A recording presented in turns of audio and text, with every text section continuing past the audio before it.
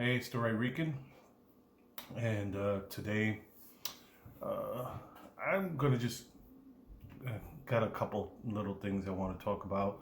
Um, First, I'm gonna talk about I had made a video about the whole thing, what's going on in Texas, and what I want to address is the whole Ted Cruz controversy.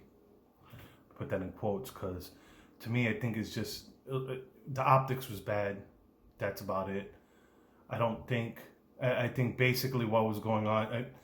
Ted Cruz had to know he was going to look bad. I think he should have just sent his family. Maybe he could have went to Washington or something to try to get stuff done there. I don't know. But like I said, the optics were bad. But the media needed something to basically put into the back burner the other main story that was going on yesterday, which was the whole Cuomo was getting investigated. Cuomo was getting investigated by the FBI and the DOJ, and so the media needed to basically a narrative to not have to talk about that so much, because then that would have been the lead story to talk about. And we know that the media, any chance they get to take the pressure off of a Democrat they like, which let's be real, that's what they did.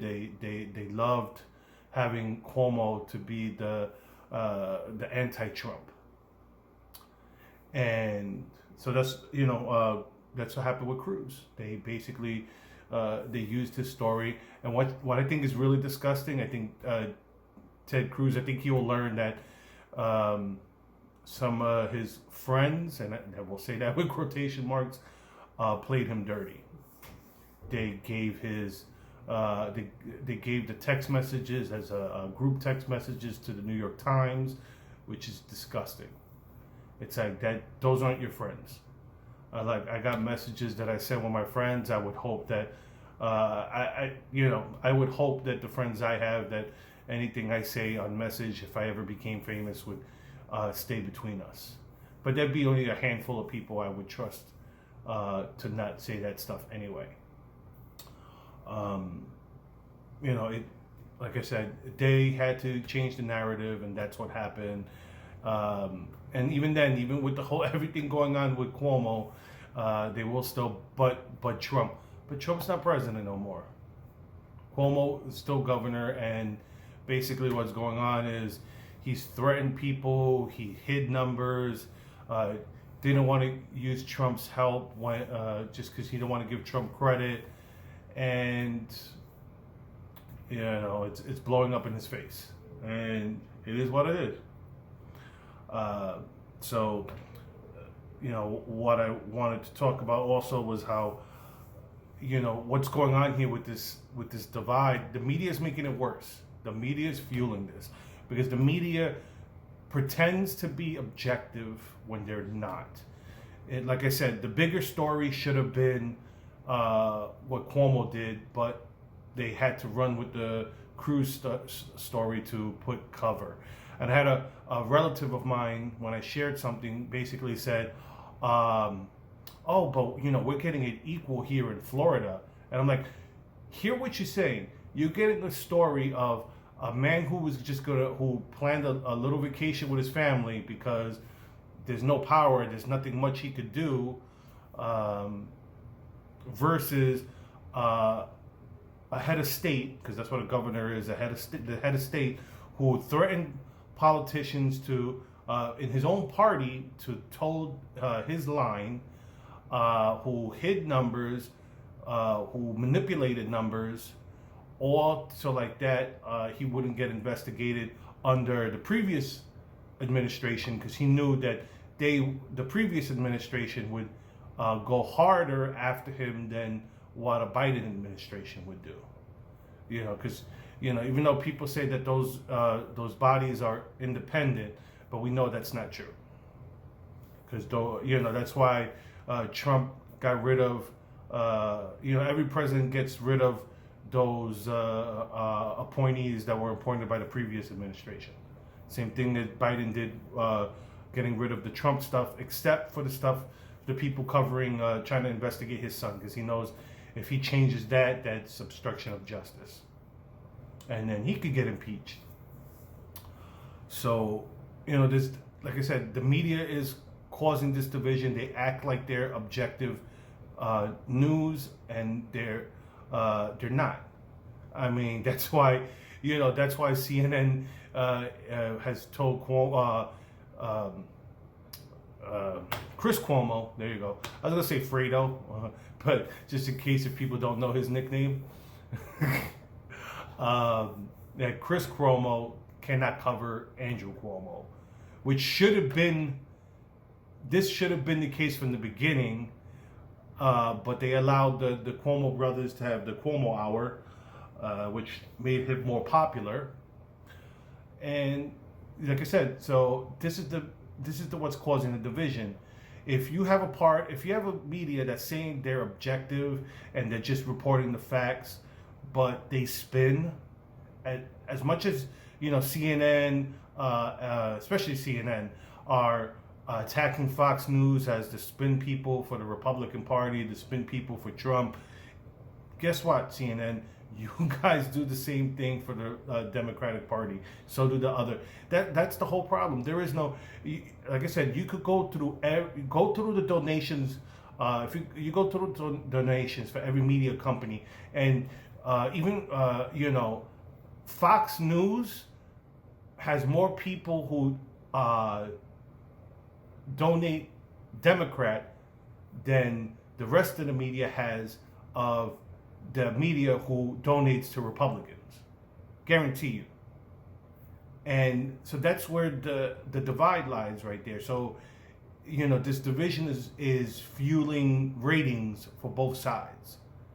And, you have people saying, if you look at the coverage of the riots this summer that caused billions of damage, property damage, fires, looting, and to the media, the narrative was, the riots are the voice of the unheard, and because why? Because they supported those protests. So when they support those protests, they will paint it in the light of this is great, this is awesome, even I remember there was a meme of this reporter who was saying how it was mostly peaceful protest while she was behind a burning building. And but you have now now let's put it, now you have a protest January 6th. What happened, people on the right, just like myself, are like, what the people who attacked the Capitol building were wrong. They shouldn't have happened. And especially now when you see the damage it did. It didn't do any good whatsoever because the media hates us. And what did they do? They used it, now they're using it as a club to hit us every single time, every single chance they get. They're talking about treating us like enemy combatants, that we should be treated as terrorists just because we're right-leaning. And they'll just go, oh, no, we just mean the insurrectionists. BS. You people all you want is, and then they're talking about getting rid of the filibuster because we can't have bipartisanship.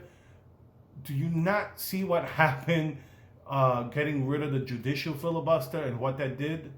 It's like the whole thing about having a filibuster and the whole thing about having 60 votes is the fact that it's not about, this is the whole thing. We live in an instant gratification society and people want things done quickly.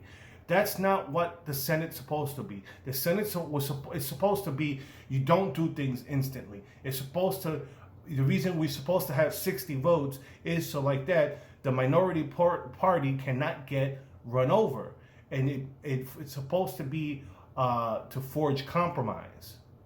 Because if you, like right now, you need to change, change, instead of going, well, we won, we need to do our agenda. No, guess what? You may have continued holding the House, but you lost more House seats than you gained. So no, you cannot just bully your agenda. That's the whole thing. Trying to get rid of the filibuster is just an authoritarian way to rule. That's all it is. That's all that's getting done right now. You get rid of the filibuster, and you're just gonna run roughshod off everyone. That's what's gonna get done.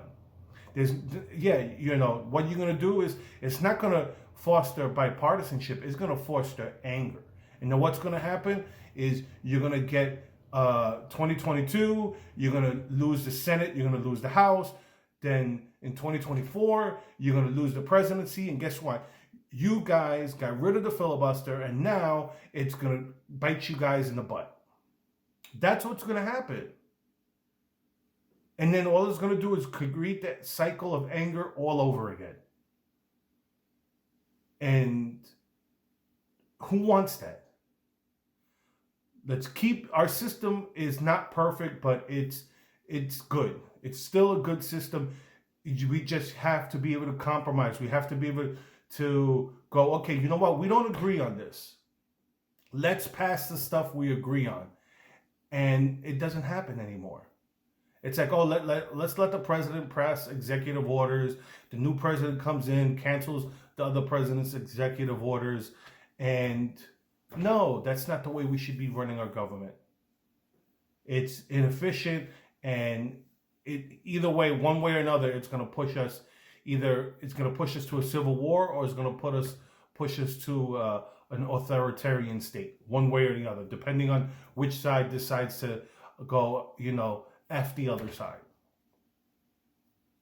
Which is, what's going on right now. The calls on the left right now is, let's F the system, let's blow it up, and let's just do what we want because we think we won. And like I said, you guys may have the numbers, but you guys didn't, it's not like you guys won a big landslide victory. No, you guys squeaked out the House. You guys have a lesser majority than you did in 2018.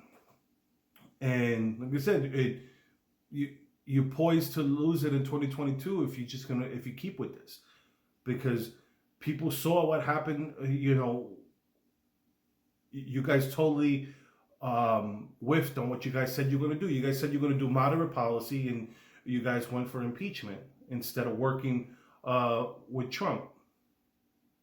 You wanted to make him a one-term president. I get it. Right? I understand, but it screwed you guys over in the end. So, anyways, I'm just going to leave it there because I could keep going and going. I just wanted to get those points out. That whole thing about, Ted Cruz, to me, is, like I said, it's bad optics, but was he a hypocrite? Did he do anything wrong? No. If anybody who had the means to get out of Texas, to escape the cold, to escape the not having electricity, would have did so. Plain and simple. I'm sure there's everyday people who drove out if they could, people who flew, whatever, to somewhere else to escape the cold, or at least to get somewhere with electricity and warmth and food. So if you had the means and you did it, I don't blame you. But when you're in power and you're hiding numbers and doing policy that negatively affected people, then you got to face the consequences. You don't go to your party and threaten. You don't threaten leadership in your own party to stop it. That's where other Trump supporters are going to maybe get mad at me, but that's why I didn't like Trump attacking Pence. There was nothing Pence could do to once the courts wouldn't take the cases. So he should have. There was nothing Pence could do. Pence was just a vote counter. That's all he was. So, no. Hope you guys have a good Saturday and have a good rest of your weekend.